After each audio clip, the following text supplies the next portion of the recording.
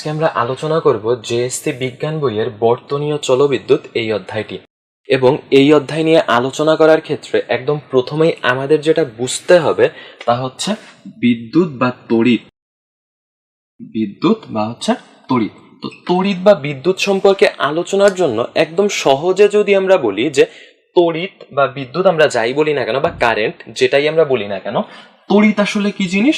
তড়িৎ হচ্ছে আসলে ইলেকট্রনের প্রবাহ, অর্থাৎ ইলেকট্রন এর প্রবাহ।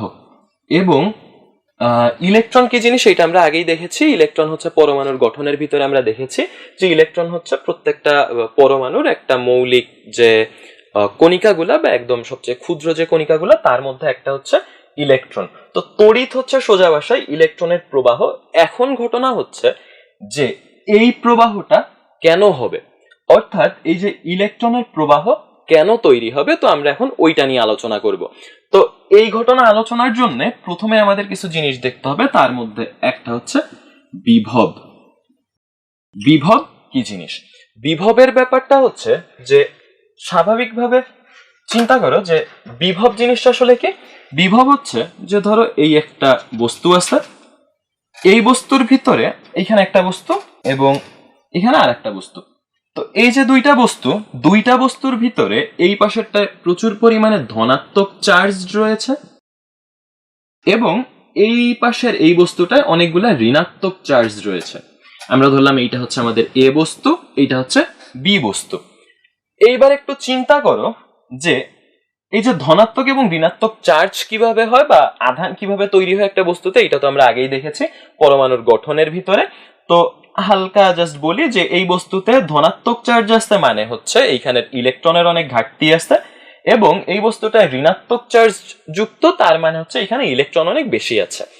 তো এইবার আসি যে বিভবের যে ব্যাপারটা বলতেছিলাম। তো বিভবের ব্যাপারটা হচ্ছে যে ধরো এই যে এ বস্তুতে আমি যদি বাইরের যে কোনো একটা অসীম দূরত্ব থেকে বা এই যে আধানযুক্ত যে বস্তুটা তার যে ক্ষেত্রটা বা তার প্রভাবের বাইরে থেকে ধরো এইখান থেকে একটা ধনাত্মক আধান বিশিষ্ট একটা চার্জ, এই চার্জটাকে আমরা এই বস্তুর ভিতরে আনবো।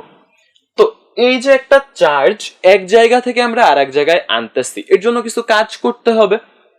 তো এখানে কিছু কাজ করতে হবে। আবার ধরো এইখানেও বাইরে থেকে একটা একক ধনাত্মক আধান, একক ধনাত্মক বলতে এই আধানের মান হচ্ছে একক ধনাত্মক আধানকে এই বি বস্তুতে আমরা আনবো। এইখানেও তাহলে কিছু কাজ করতে হবে। এই যে কাজ, অর্থাৎ কোন আধানযুক্ত বস্তুতে আমি অসীম থেকে বা এর যে ক্ষেত্রটা তড়িৎ ক্ষেত্র তার বাইরে থেকে একক ধনাত্মক আধানকে কোন বস্তুর যদি আমরা আনতে চাই বা কোনো বিন্দুতে যদি আমরা আনতে চাই, তাহলে যে পরিমাণ কাজ করতে হবে তাই হচ্ছে ওই বিন্দুর বিভব। তাহলে এইটা হচ্ছে আমরা কি পেয়েছি, কোনো বিন্দুর বিভব। এখন ঘটনা হচ্ছে এই যে কাজে অবশ্যই কিছু পার্থক্য আছে। কিভাবে পার্থক্যটা তৈরি হয়? স্বাভাবিকভাবে চিন্তা করো যে ধরো এইখানে অনেকগুলা ধনাত্মক আধান, এই অনেকগুলা ধনাত্মক আধানের ভিতরে যদি আমরা আরো একটা ধনাত্মক আধান আনতে চাই তাহলে কি হবে? এরা পরস্পরকে বিকর্ষণ করবে, কারণ আমরা কি জানি সমধর্মী চার্জ পরস্পরকে বিকর্ষণ করে।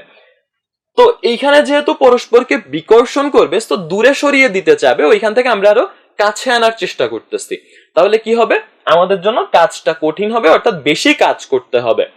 কিন্তু যে এইখানে দেখো এইখানে অনেকগুলা ঋণাত্মক আধান, বাট আমরা কাকে আনতেছি? ধনাত্মক আধানকে।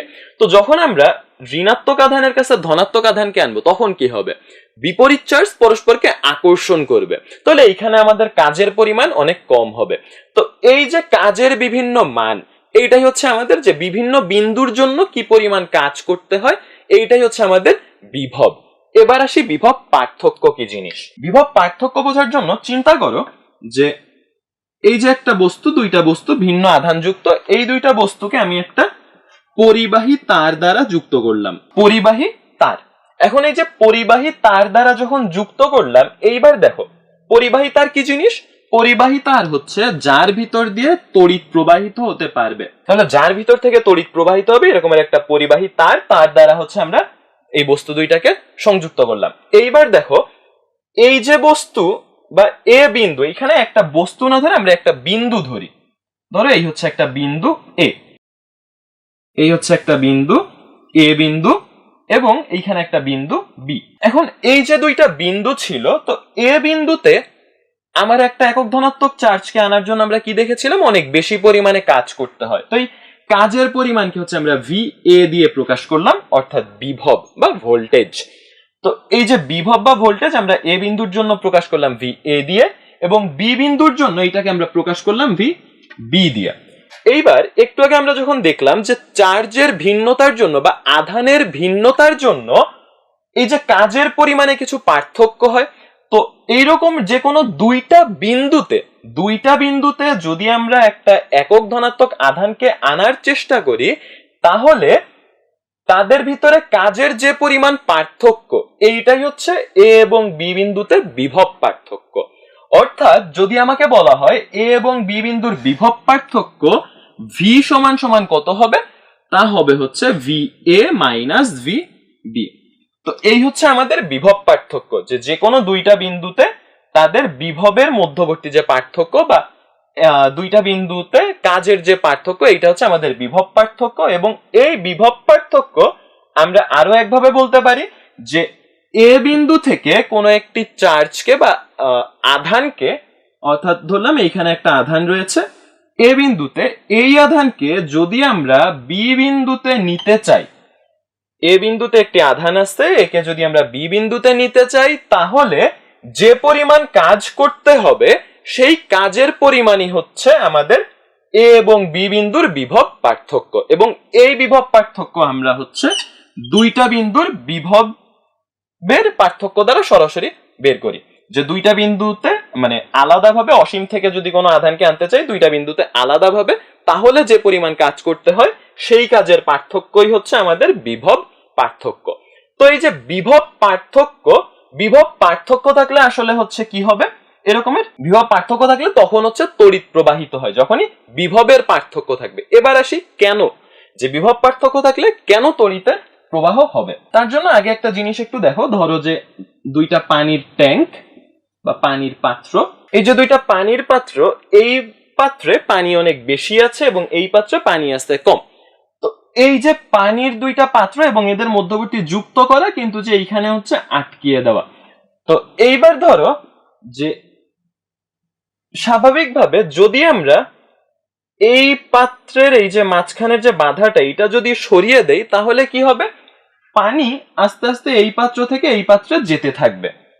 কতক্ষণ কেন যাবে, কেননা এখানে পানির পরিমাণ বেশি, পানির পরিমাণ যেহেতু বেশি এবং এই যে পরিমাণ বেশি, এইটাকে হচ্ছে আমরা বিভব বলতে পারি, যে এইখানে পানির বিভব বেশি, এইখানে পানির বিভব কম। তো এইটা হচ্ছে উচ্চতার উপরে ভিত্তি করে বিভব। তবে আমরা কারেন্টের ক্ষেত্রে তো আসলে উচ্চতার উপরের বিভবটা আমরা নেই না, ওইখানে আমরা চার্জের বিভবটা নেব। তো এইখানে জাস্ট উচ্চতা দিয়ে তোমাদের জন্য বোঝা সুবিধা হবে, এই জন্য বুঝাচ্ছি যে এই বস্তুর ক্ষেত্রে এই যে পানির পাত্র, এখানে উচ্চতা বেশি এর, সো এর বিভব বেশি, এইখানে এর উচ্চতা কম, এর বিভব কম।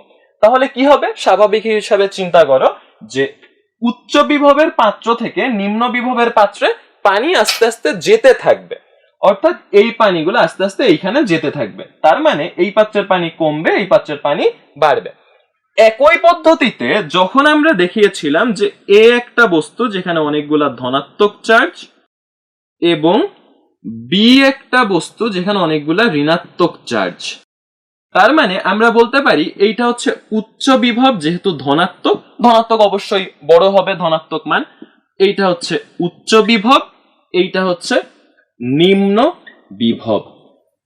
এখানে যদিও উচ্চ এবং নিম্ন বিভব আমরা বললাম, কিন্তু যে তোমরা একদম সিম্পলি একটু চিন্তা করো যে উচ্চ বিভব বা ধনাত্মক মানে কি, ইলেকট্রনের ঘাটতি, অথবা আমরা বলতে পারি প্রোটন বেশি। আর ঋণাত্মক বলতে কি বোঝা যাবে, এটা হচ্ছে প্রোটন বেশি এবং এইখানে হচ্ছে ইলেকট্রন বেশি। ঋণাত্মক বলতে অবভিয়াসলি বোঝা যায় যে স্বাভাবিকের থেকে ইলেকট্রনের সংখ্যা বেশি।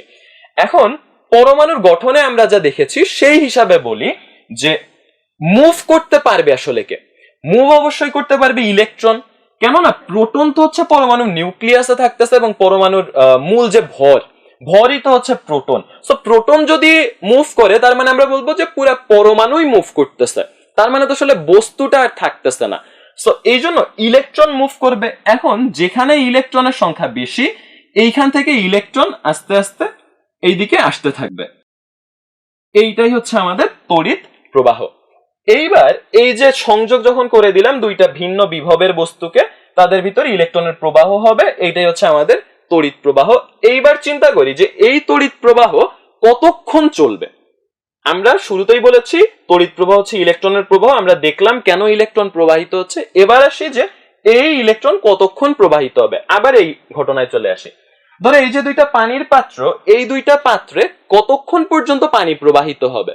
যতক্ষণ না পর্যন্ত দুই পাত্রের পানির লেভেল সেম হয়ে যাবে। অর্থাৎ ধরো পানি আস্তে আস্তে কমতে কমতে এই লেভেল পর্যন্ত চলে আসবে। তার মানে দুই পাত্রের পানির লেভেল যখন সমান হয়ে যাবে ততক্ষণ পর্যন্ত এরা পানি প্রবাহিত হতে থাকবে। অর্থাৎ উচ্চ বিভবের পানি থেকে নিম্ন বিভবের পানিতে পানির পাত্রে যেতে থাকবে। তো এইখানে একটা জিনিস দেখো যে এদের উচ্চতা তখন সমান হয়ে যাবে, অর্থাৎ দুইজনের বিভব সেম হয়ে যাবে, অর্থাৎ দুইজনের বিভব পার্থক্য শূন্য। তার মানে আমার এই যে তড়িৎ প্রবাহ ততক্ষণ চলবে যতক্ষণ পর্যন্ত দুইটা বিন্দুর বিভব পার্থক্য শূন্য না হয়। অর্থাৎ ধরো যে এই হচ্ছে আমার এ বিন্দু, এই হচ্ছে বি বিন্দু, যতক্ষণ পর্যন্ত এ থেকে বি তে যাওয়ার জন্য কাজের পরিমাণ, কেননা আমরা বিভব পার্থক্য এ এবং বি এর বিভব পার্থক্য কি দেখেছিলাম, এ বিন্দু থেকে কোনো আধানকে যদি বি বিন্দুতে নিতে হয় তাহলে যে পরিমাণ কাজ করতে হবে এই কাজের পরিমাণই ছিল হচ্ছে বিভব পার্থক্য। তাহলে যখন এদের এই বিভব পার্থক্য শূন্য হয়ে যাবে, বিভব পার্থক্যের মান যখন শূন্য হবে তখনই আমরা বলতে পারবো যে এদের ভিতরে আর তড়িৎ প্রবাহিত হবে না। বিভব পার্থক্য শূন্য হওয়া মানে কি ছিল, এ থেকে বি তে কোনো আধানকে নেওয়ার জন্য কোনো কাজ করতে হবে না, তারা ফ্রিলি মুভ করতে পারবে। তখন অর্থাৎ ততক্ষণ পর্যন্ত আমাদের এখানে এই তড়িৎ প্রবাহ চলতে থাকবে। এইবার একটা জিনিস একটু দেখো যে স্বাভাবিক হিসাবে আমরা কি দেখেছিলাম, পানির ক্ষেত্রে কি হয়, পানি হচ্ছে উচ্চ বিভব থেকে নিম্ন বিভবে যায়। কিন্তু যে তড়িতের ক্ষেত্রে কি দেখেছি, ইলেকট্রন নিম্ন বিভব থেকে উচ্চ বিভবে আসতেছে। তবে স্বাভাবিক হিসাবে অর্থাৎ আমরা প্র্যাকটিক্যাল লাইফে যে রকমের দেখি, অর্থাৎ স্বাভাবিক নীতি অনুসারে বা কি বলা যায় মানে নরমালি যেটা হয় আর কি, আমরা সেই হিসাবে পানির ক্ষেত্রে যে রকমের দেখেছি যে পানি উচ্চ বিভব থেকে নিম্ন বিভবে যায়, তেমনি তড়িৎ বা কারেন্ট হচ্ছে, কারেন্টকে আমরা আই দিয়ে প্রকাশ করি, আই বা তড়িৎই লিখে দিলাম, তড়িৎ হচ্ছে উচ্চ বিভব থেকে নিম্ন বিভবে যাবে। অর্থাৎ এইটা হচ্ছে উচ্চ, অর্থাৎ কারেন্ট কোন দিক থেকে কোথায় যাবে, কারেন্ট হচ্ছে বা তড়িৎ উচ্চ বিভব থেকে নিম্ন বিভবে যাবে। কিন্তু যে ইলেকট্রন কোন দিকে যাবে, ইলেকট্রন হচ্ছে নিম্ন বিভব থেকে উচ্চ বিভবে আসবে। জাস্ট এইটা একটু মাথায় রাখবে যে তড়িৎ যদিও ইলেকট্রনের প্রবাহ, কিন্তু যে সাধারণত বা আমরা নীতি অনুসারে আমরা বলি যে তড়িৎ বা কারেন্ট হচ্ছে উচ্চ বিভব থেকে নিম্ন বিভবে যায় এবং ইলেকট্রন নিম্ন বিভব থেকে উচ্চ বিভবে আসে। অর্থাৎ তড়িৎ ইলেকট্রনের প্রবাহ হলেও তাদের পরস্পরের অর্থাৎ তড়িতের এবং ইলেকট্রনের প্রবাহের দিক উল্টা। সো এই জিনিসটা একটু মাথায় রাখবে।